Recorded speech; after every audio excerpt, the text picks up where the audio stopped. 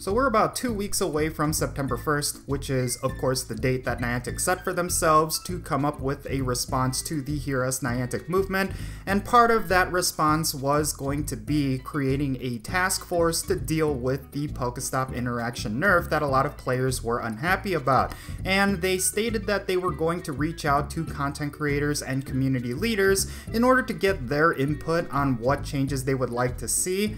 And it looks like some of those content creators were actually selected. I'm going to be talking about some of the controversies regarding these selections in this video, and I also wanted to take some time to make some suggestions on who they should select for this panel. And I really do think that these particular content creators should not be ignored for a lot of different reasons. Alright, so with all that said, let's roll the intro and get right into it.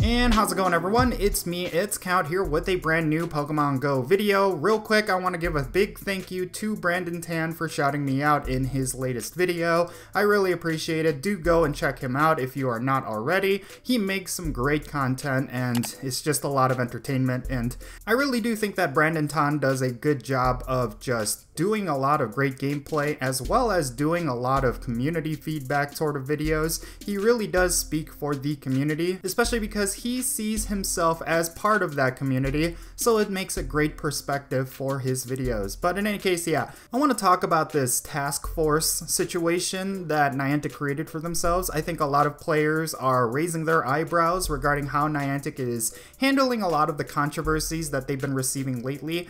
I do think that this response was adequate. I did make a video talking about Niantic's response to the Hear Us Niantic movement.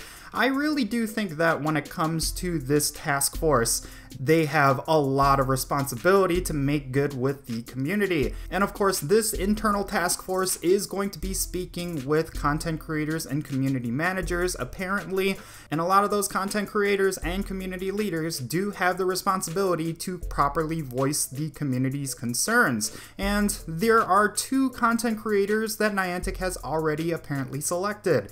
The first one is, of course, Zionic. He is a content creator that focuses mainly on PvP, so he can definitely bring an interesting perspective into this. And then of course we have Poke Professor Network, which I believe it's going to be Ken, considering that he is kind of like the Pokemon Go aspect of that podcast. So I'm really interested to see what these two content creators will bring. First, let's talk about Zionic. So I have a lot of respect for this particular content creator, mainly because he basically is my go-to source for PvP content here on YouTube. I do think that he does have his ears to the ground when it comes to PvP and the PvP community, and a lot of these players definitely feel neglected from Niantic. Now, regarding this particular issue regarding the Pokestop interaction nerf, I'm not exactly sure where Zionic stands on this particular issue. I mean, he hasn't been overly vocal about it on social media and Reddit, but I do think that he is actually in agreement with the Hear Us Niantic movement. So I do think he's going to properly voice some of the concerns of the community.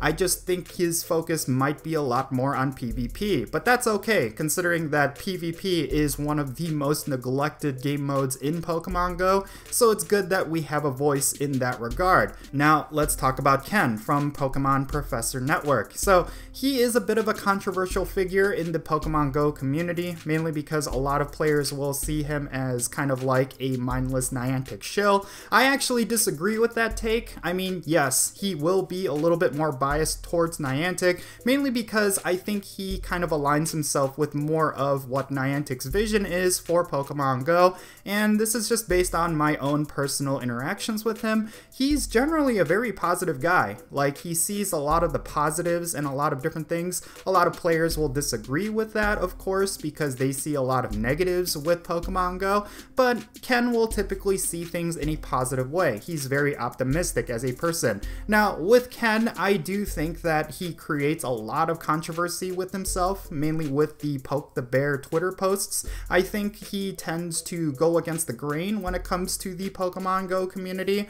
but I think there's a lot of different reasons for that a lot of players do not see. Now, I'm not trying to defend Ken or go against him. I'm a little bit more neutral with him, but I do understand the community concerns with him being selected for this task force thing. Like, I can understand that players would rather have someone that agrees a lot more with the Hear Us Niantic movement, but when it comes to Ken, I do think he has his ears to the ground with the community, so I do think that when it comes to this whole situation, he would rather speak for the community rather than speaking on his own opinions. So I trust that Ken will make the right move and just list out what the community wants, and I am curious to see what his feedback will entail. I know I'm going to get a lot of flack for that because of how the community views Ken, but I'm just going to give him the benefit of the doubt here, and I just really hope that he does right for the community. So with that said, let's talk about some content creators that I would like to see Niantic reach out to for this whole issue.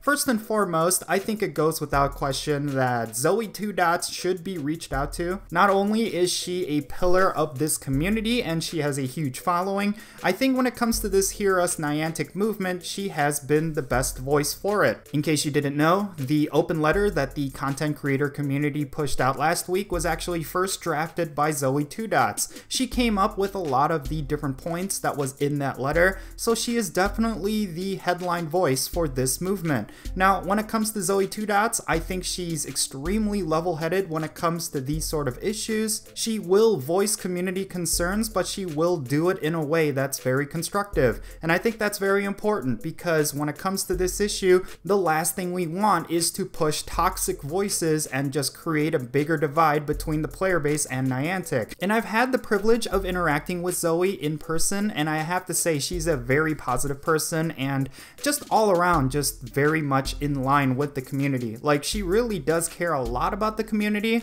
Like, if you watch her videos, you would know that she's very engrossed in the community. Like, she's always playing with other players, she's always interacting with other people. She's just in general a very big leader and a very big voice for the Pokemon Go community. So I would hate to see this panel go on without Zoe 2 Dots.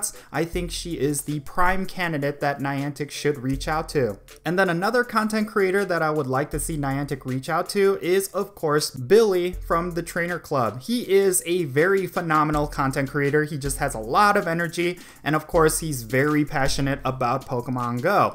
I was actually able to interact with him on a number of occasions, considering that he was a content creator here in the Chicagoland area for a little bit, and a couple years ago for Pokemon Go Fest 2019, he was actually here in Chicago for a couple weeks before Pokemon Go Fest, and that means I was able to do a community day with him here in Chicago. And I have to say that when it comes to Billy, he always has a lot of trainers just around him, and he's always playing with other players. He's just that kind of a player where he just loves to engross himself in the community, and I think because of that, he's a great candidate to reach out to for this whole task force deal. Not only is he passionate about Pokemon Go and wants to see it succeed, he is also just completely engaged with the community. And I really do think this is something that's extremely valuable that Niantic should tap into.